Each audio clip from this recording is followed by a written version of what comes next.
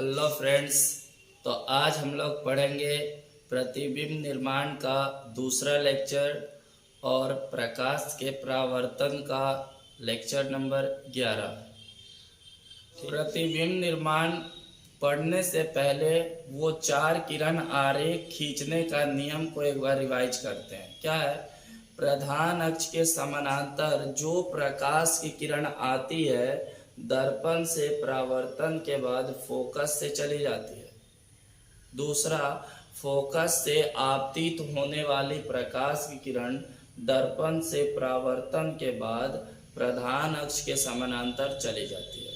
तीसरा, वक्रता केंद्र से आपतित होने वाली प्रकाश की किरण दर्पण से परावर्तन के बाद पुनः उसी पथ पर वापस लौट जाती है। और चौथा था, ध्रुव पर आपतित होने वाली प्रकाश की किरण प्रधान अक्ष के साथ जितना कोण बनाकर आती थी प्रधान अक्ष के साथ उतना ही कोण बनाकर चली जाती है। आज हम लोगों को प्रतिबिंब निर्माण में तीसरा क्वेश्चन पढ़ना है। जब वस्तु वक्रता केंद्र पर हो तो स्वच्छ किरण आरेख खींचे एवं प्रतिबिंब की प्रकृति तथा स्थिति बताएं। चलते हैं क्वेश्चन की ओर। यहाँ एक अवतल दर्पण बनाएंगे।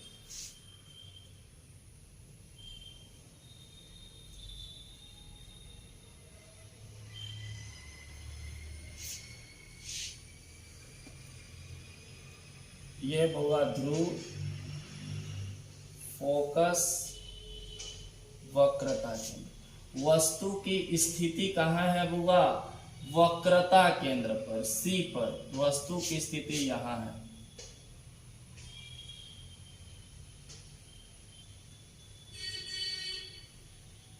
ठीक, अब ध्यान से देखिए बुआ।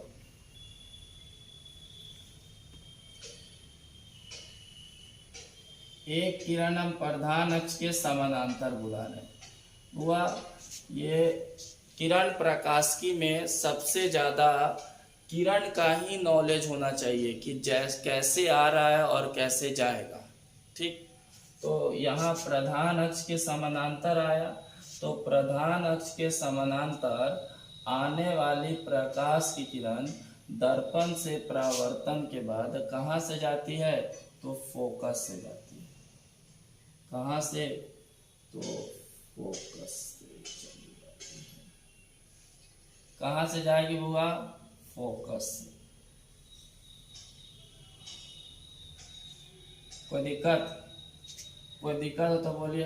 देखिए, इधर से आया और फोकस से चला गया। दूसरा देखिए बुआ, दूसरा है हम ध्रुव पर आपतित करा रहे हैं तो ध्रुव पर आने वाली प्रकाश की किरण, तो ध्रुव पर आने वाली प्रकाश की किरण प्रधान अक्ष के साथ जितना कोण बनाकर आती है उतना ही कोण बनाकर चले जाते हैं। तो उतना ही कोण बनाकर हुआ चले। ठीक, यहाँ पे यहाँ से प्रतिबिंब बना, किरणों के वास्तविक कटान से बना, इसीलिए उल्टा। अगर यह होगा ए बी तो होगा ए डैश बी डैश। वह किरण आरेख में ये किरण जो होती है ना, टेढ़ा नहीं होता है। हम बोर्ड पे बना रहे हैं इसीलिए थोड़ा हाथ कब जा रहा है। आप लोग स्केल से बनाइएगा और प्रकाश हमेशा सीधी रेखा में चलती है, ये बात आप लोगों को पता है। तो यहाँ से जब टकरा के आएगा तो जितना कोण बना कर आएगा ना उतना ही कोण बना के जाएगा सीधा। तो देखिए वो वस्तु की स्थिति कहाँ है? वक्रता केंद्र पर ही है। वस्तु की स्थिति कहाँ है? वक्रता केंद्र पर। प्रकृति कैसा है?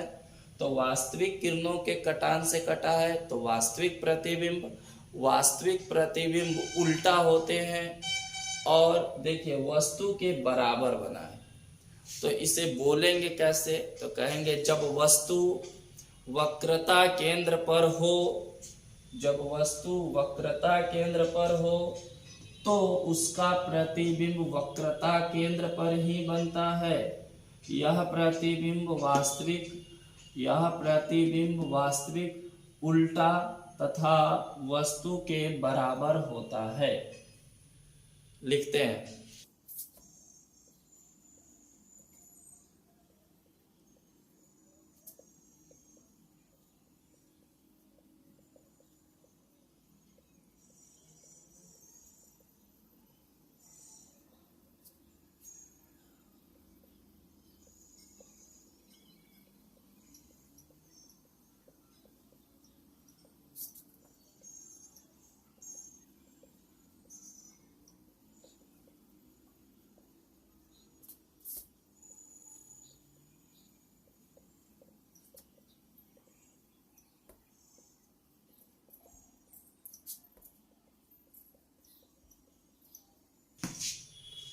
तो क्या लिखे, जब वस्तु वक्रता केंद्र पर हो तो उसका प्रतिबिंब वक्रता केंद्र पर ही बनता है।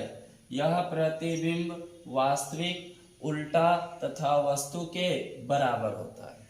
अब आपसे क्वेश्चन पूछेगा कि जब वस्तु अवतल दर्पण के वक्रता केंद्र पर हो तो उसका किस प्रकार का प्रतिबिंब बनता है। तो वास्तविक, उल्टा तथा वस्तु के बराबर बनता है। फिर बोलेगा वस्तु के बराबर और उल्टा प्रतिबिंब किस दर्पण से प्राप्त होगा। तो अवतल दर्पण से। ठीक होगा, गौर कीजिएगा। फिर एक क्वेश्चन और पूछ सकता है, वस्तु के बराबर और सीधा प्रतिबिंब किस दर्पण से प्राप्त होता है। तो हुआ समतल दर्पण में। ये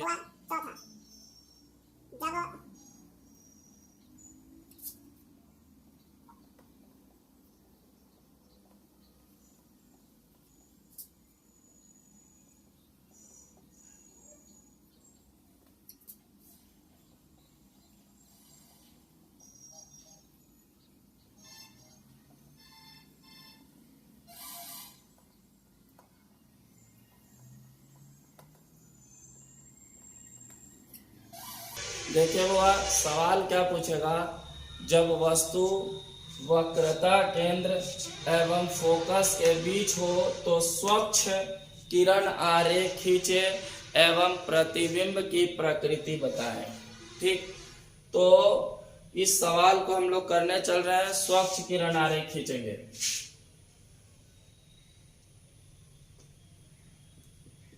ये एक हो गया अवतल दर्पण,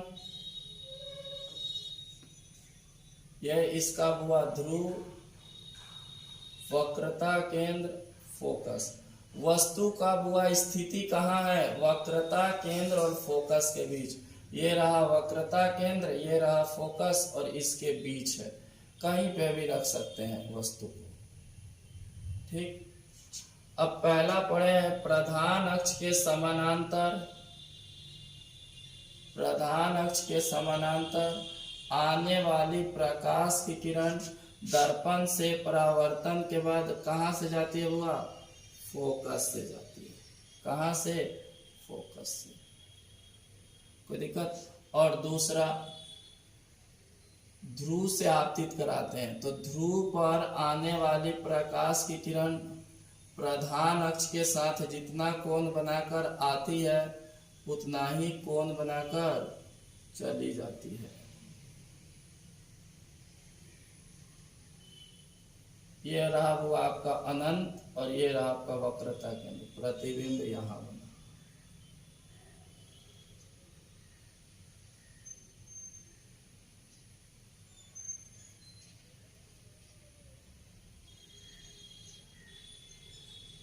ये A B, A dash, B dash.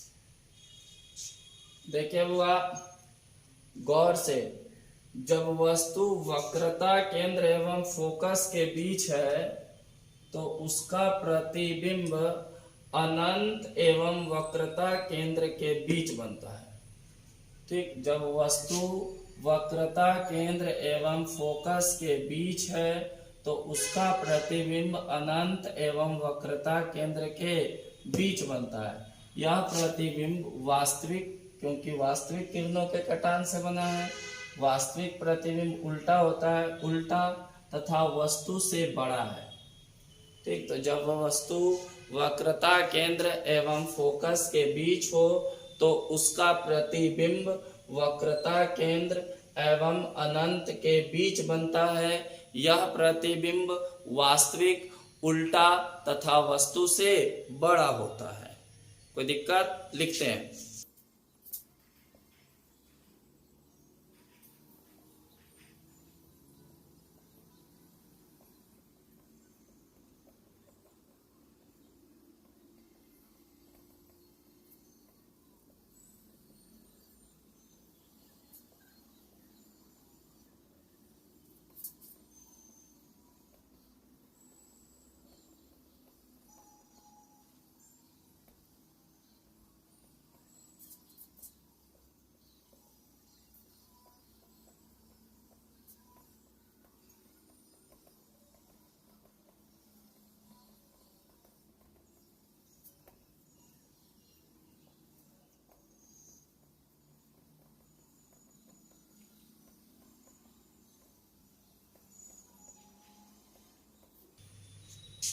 तो क्या लिखे बुआ हम लोग, जब वस्तु वक्रता केंद्र एवं फोकस के बीच हो तो उसका प्रतिबिंब वक्रता केंद्र एवं अनंत के बीच बनता है। यह प्रतिबिंब वास्तविक, उल्टा तथा वस्तु से बड़ा बनता है। तो पढ़ेंगे 5वां नंबर, जब वस्तु अनंत पर हो।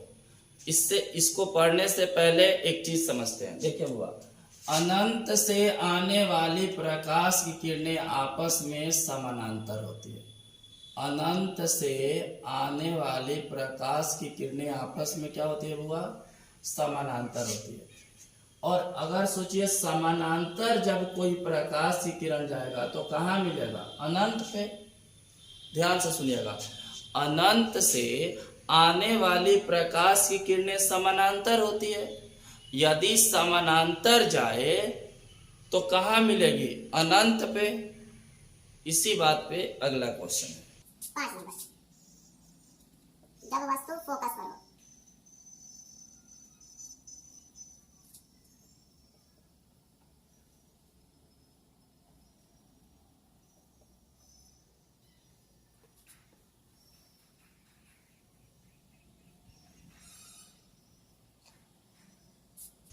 देखिए बुआ, क्वेश्चन क्या कहेगा, जब वस्तु फोकस पर हो तो स्वच्छ किरण आरेख खींचे एवं प्रतिबिंब की प्रकृति तथा स्थिति का वर्णन करे। तो अवतल दर्पण में हम लोग प्रतिबिंब निर्माण कर रहे हैं, तो अवतल दर्पण बनाएंगे। यह इसका ध्रुव, यह इसका वक्रता केंद्र और यह इसका फोकस, ठीक। और वस्तु की स्थिति कहाँ है बुआ, फोकस पर। तो ये रहा आपका फोकस।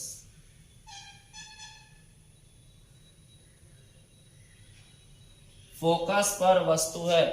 तो हम लोग पढ़े, प्रधान अक्ष के समानांतर आने वाली प्रकाश की किरणें दर्पण से परावर्तन के बाद कहाँ से जाती है बुआ, फोकस से जाती है। दर्पण से परावर्तन के बाद फोकस से चली जाती है।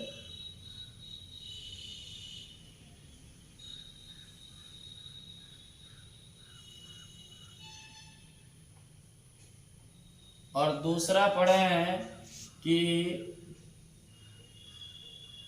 प्रधान अक्ष के साथ जितना कोण बनाकर आपतित होती है, प्रकाश की किरण प्रधान अक्ष के साथ जितना कोण बनाकर आपतित होती है उतना ही कोण बनाकर क्या होती है, परावर्तित हो जाती है। उतना ही कोण बनाकर क्या होती है, परावर्तित।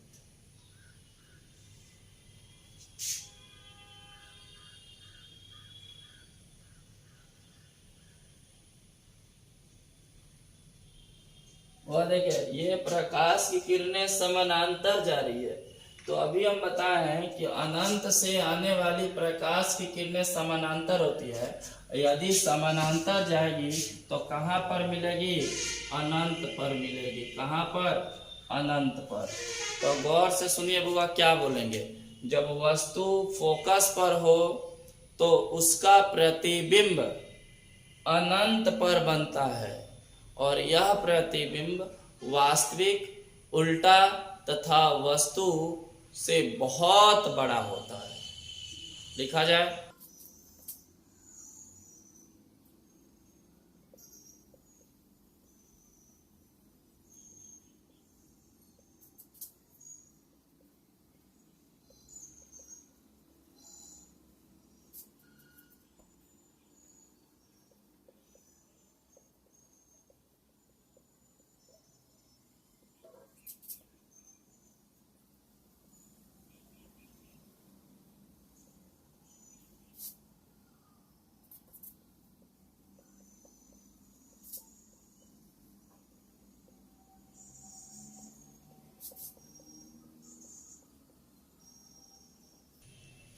क्या लिखे बुआ, जब वस्तु फोकस पर हो तो उसका प्रतिबिंब अनंत पर बनता है।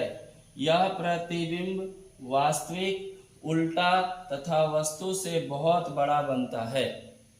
और बुआ 6ठा नंबर बहुत ज्यादा इंपॉर्टेंट है, इसको देखते हैं।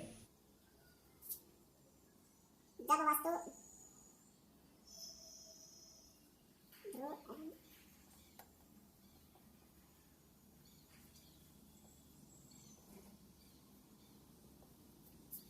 देखिए बुआ कैसे सवाल पूछेगा। जब वस्तु फोकस एवं ध्रुव के बीच हो तो स्वच्छ किरण आरेख खींचे एवं प्रतिबिंब की प्रकृति बताएं। ठीक, तो लिखते हैं बुआ, कौन सा दर्पण खींच रहे हैं हम लोग? अवतल दर्पण में। और बुआ ये बहुत ज्यादा इंपॉर्टेंट है, इस टॉपिक से बहुत सारा क्वेश्चन क्लियर होता है। यहाँ पे ध्रुव, ये वक्रता केंद्र और ये फोकस। ठीक, वस्तु को कहाँ रखा गया है बुआ? वस्तु को हम लोग रखे हैं ध्रुव एवं फोकस के बीच। ठीक, ध्रुव एवं फोकस के बीच। तो प्रधान अक्ष के समानांतर जो प्रकाश की किरण आती है दर्पण से परावर्तन के बाद कहाँ से जाती है? फोकस से। तो देखिए बुआ, एक प्रकाश की किरण कहाँ से चली गई? फोकस से। कोई दिक्कत? दूसरा देखिए बुआ, यहाँ से प्रधान अक्ष के साथ कोई प्रकाश की किरण जितना कोण बनाकर आपतित होती है उतना ही कोण बनाकर चली जाती है।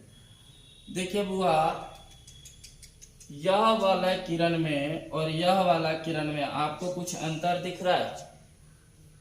बिल्कुल दिख रहा होगा। देखिए क्या है, यहाँ पे दोनों किरणें आपस में समानांतर है, परंतु यहाँ पर दोनों किरणें आपस में समानांतर नहीं है। ठीक, यहाँ पे दोनों किरणों आपस में समानांतर नहीं है, तो यह आगे जाकर कटेगी? नहीं कटेगी। तब कैसे होगा? जब कोई प्रकाश की किरण आगे की ओर नहीं कटती है तो उसे पीछे की ओर कटाते हैं। तो पीछे की ओर खींच के कटाएंगे तो देखिए यह प्रकाश की किरण कैसे जाएगी।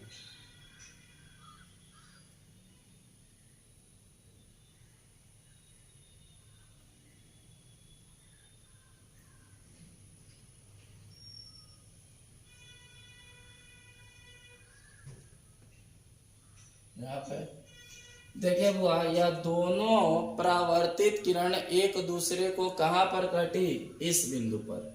और बुआ देखिए, यह वास्तव में काटा या काल्पनिक में? तो काल्पनिक में काटा। और काल्पनिक किरणों के कटान से काल्पनिक प्रतिबिंब बनता है। तो यहाँ पे जो प्रतिबिंब बनेगा वह किस प्रकार का प्रतिबिंब बनेगा? काल्पनिक। और काल्पनिक प्रतिबिंब कैसा होता है बुआ? सीधा होता है। तो अगर यह ए बी होगा तो ये भी होगा ए डैश बी डैश। आया समझ में? काल्पनिक किरणों के कटान से कैसा प्रतिबिंब बनता है? काल्पनिक प्रतिबिंब। तो अवतल दर्पण में ध्यान से सुनिएगा, जब वस्तु ध्रुव एवं फोकस के बीच हो तो उसका प्रतिबिंब दर्पण के पीछे बनता है और यह प्रतिबिंब काल्पनिक, सीधा तथा वस्तु से बड़ा बनता है। ठीक, तो देखिए बुआ, यहाँ से किस प्रकार से क्वेश्चन पूछे जाते हैं कि अवतल दर्पण में किस प्रकार की प्रतिबिंब बनता है। तो देखिए वास्तविक भी बना और काल्पनिक भी बना। तो अवतल दर्पण में काल्पनिक तथा वास्तविक दोनों प्रकार के प्रतिबिंब बनते हैं। कोई दिक्कत? उसके बाद देखिए, अवतल दर्पण में वस्तु से बड़ा और सीधा प्रतिबिंब बनता है। आगे चलते हैं तो लिखेंगे यहाँ पे, जब वस्तु ध्रुव एवं फोकस के बीच हो तो उसका प्रतिबिंब दर्पण के दूसरी ओर बनता है। यह प्रतिबिंब वास्तविक, यह प्रतिबिंब काल्पनिक, सीधा तथा वस्तु से बड़ा बनता है।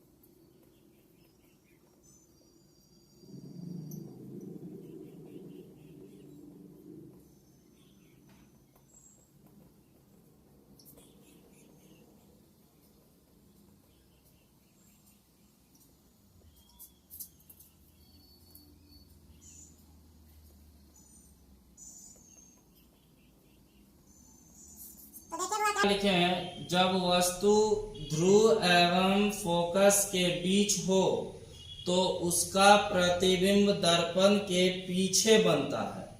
यह प्रतिबिंब काल्पनिक, सीधा तथा वस्तु से बड़ा बनता है। तो देखिए बुआ, यहाँ से कैसे कैसे सवाल पूछे जा सकते हैं। देखिए बुआ, पहला क्वेश्चन, किस दर्पण में वास्तविक तथा काल्पनिक दोनों प्रकार के प्रतिबिंब बनते हैं? तो अवतल दर्पण में वास्तविक तथा काल्पनिक दोनों प्रकार के प्रतिबिंब बनते हैं। किस दर्पण में वस्तु से बड़ा और सीधा प्रतिबिंब बनता है? तो अवतल दर्पण में वस्तु से बड़ा और सीधा प्रतिबिंब बनता है। तीसरा क्वेश्चन, किस दर्पण में उल्टा तथा सीधा दोनों प्रकार का प्रतिबिंब बनता है? तो अवतल दर्पण में उल्टा तथा सीधा दोनों प्रकार का प्रतिबिंब दिखाई देता है। ठीक। चौथा, किस दर्पण में वस्तु के बराबर और उल्टा प्रतिबिंब बनता है? तो अवतल दर्पण में वस्तु के बराबर और उल्टा प्रतिबिंब बनता है। कोई दिक्कत हुआ? तो आज हम लोग अवतल दर्पण में प्रतिबिंब निर्माण का पूरा क्वेश्चन कर लिए। कल पढ़ेंगे उत्तल दर्पण में प्रतिबिंब का निर्माण। यदि आपको वीडियो अच्छा लगा हो तो प्लीज़ सब्सक्राइब कीजिए, शेयर कीजिए और अच्छे अच्छे कमेंट कीजिए, लाइक कीजिए। आपके लाइक से हमें बहुत सारा मोटिवेशन मिलता है। Thank you for watching this video.